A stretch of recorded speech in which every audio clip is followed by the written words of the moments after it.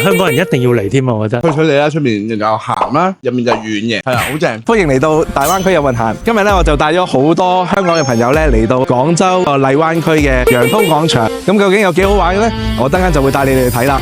我而家嚟到呢個咧就係洋濤廣場最受人氣歡迎嘅一個空中橋梁，大家可以睇到啦。呢度咧就睇到成個園區嘅環境啦。到週末嘅時候咧，就好多人咧就會喺度影相啊，同埋喺度拍攝嘅，係唔會覺得好熱嘅。咁啊，佢呢度都有冷氣咁樣。咁啊，所以如果你哋嚟到洋濤廣場咧，一定要嚟呢度睇下啦。我都想問下，你覺得呢個廣場點樣？呢個地點嘅話好潮啦，好有依家個時代感啊！咁啊，以我呢啲咁嘅香港朋友咧過到嚟嘅話，都覺得好新鮮咯。我話你印象最深刻有咩地方？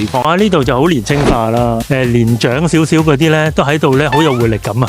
我覺得嘅話就香港人一定要嚟添啊！我覺得平時可能過開嚟嗰啲香港朋友嘅話，都係去啲舊嗰啲地方啊，咩上下九啊咁等等呢啲咯，嗬。廣州咁多次咧，呢一次係我覺得印象最深刻嘅一次嚟嘅。帶你哋呷醋。Hello， 老闆你好啊，又見面啦。咁咧，老闆咧呢個係用志美齋嘅啲出版，老闆做啲特調特飲。其實要補一句嘢，人哋喺香港咁係咪要杯？呢度全部就攞咗好多年個奶茶嘅冠軍比賽嘅，大家兩個嘅一個聯動咧就出咗，叫非遺醋茶啦。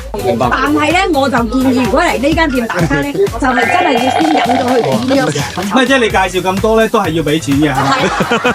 第一隻。因為志美齋佢係做醬料出身嘅，咁佢亦都想茶飲界去跨界聯動，希望係話爭取到啲年輕人嘅市場啦。係。咁所以佢係出咗兩條主線，一條咧就係醋咖啡，另外一個咧就係醋加新中式茶。同我哋鴛鴦王合作呢度咧，亦都有兩條主線，一條咧就落於甜醋，配搭一啲比較清爽啲嘅茶禮，另外一個咧就係豬肉薑。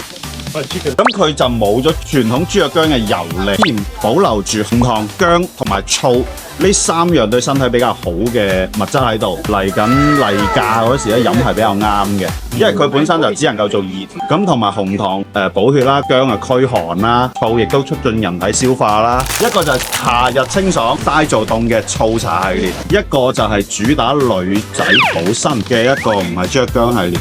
雞蛋仔你哋可能有食過啦，南乳味嘅雞蛋仔有冇食過啊？亦都係我哋嘅一個原材產品嚟嘅。傳統雞蛋仔可能都係以甜為主嘅，加咗南乳之後咧，喺味道上面有一個化學變化，就係鹹香為主。老闆要2份啦，聽落去都好想食啊，係。哇，好清爽喎呢杯嘢，好開胃。夏天行到好熱嘅時候咧，哇飲啖即刻好醒神嗰日。我喺老闆度攞一份呢個就係南乳雞蛋仔啦，就咁望落去咧就同我哋平時食嗰啲冇乜分別，應該係味道係唔同嘅。咁我哋不如揾啲人試下先，正喎！有啲咩感覺？南乳本身我嚟做煮餸啦，由於擺落雞蛋仔度咧，又唔係好甜，但係感覺嘅話又好特別嘅嗰種感覺。到你試下啦，呢個南乳嘅雞蛋仔，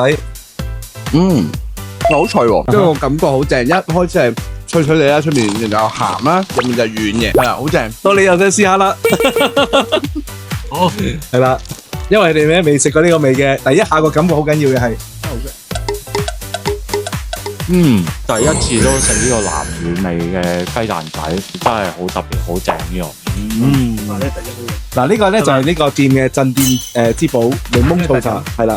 係啊，因為諗住以為好酸嘅醋啦，但係原來嘅話溝落啲檸檬味咧，哇嗰種味道好爽，好清甜，同埋夏天飲咧，哇飲落去即刻 cool down 晒啊！係啦，你飲下呢杯嘢先，係啦。呢杯真係掂晒。好好飲啊！但係我飲咗好多隻味啊，但係椰子啦、檸檬啦、醋啦、蘋果，跟住咧你亦都可以試下呢一個雞蛋仔嘅係。然後再飲一啖睇下有啲咩味啊嘛。係啦，冇錯。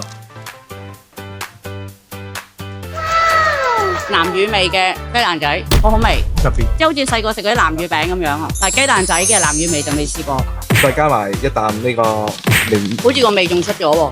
仲有咧，佢哋咧喺2019年咧攞獎嘅就係呢個鴛鴦王嘅奶茶。咁啊，問一問你意見先。咁呢個鴛鴦嘅話飲落去咧係滑到不得了，即係比香港嗰啲嘅奶茶或者咖啡溝埋之後咧，嗰個感覺嘅話仲好滑。即係你諗到佢有咖啡味就咖啡味，諗到有奶茶味嘅話就奶茶味出咯，好正。即係顧名思義一個鴛鴦王嘅真係，佢哋真係攞獎㗎。係啊，冇錯。你又飲下。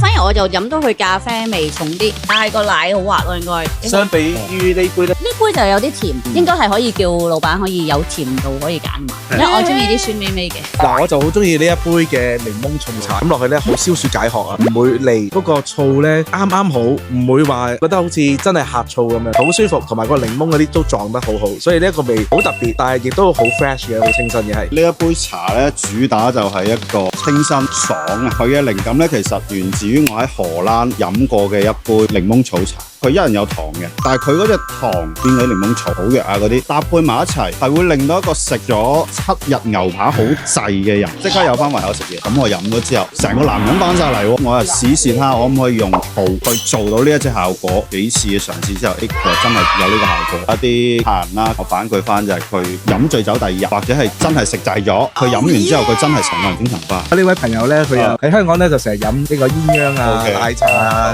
咖啡嘅，佢都好講究。咁但係咧，頭先佢飲第一口咧，都話咧好滑。咁我亦都係不斷去學，不斷去試，盡可能令到每一杯茶出嚟，佢嘅滑度、佢嘅茶味都能夠維持喺一定嘅水準以上，我先敢出。你唔知邊一個客人佢其實係飲開奶茶、檸茶，佢係會有要求、有追求嘅。我哋如果冇追求，咁你唔會再翻嚟第二次。呢一度係嚴控品質，非常之好啊！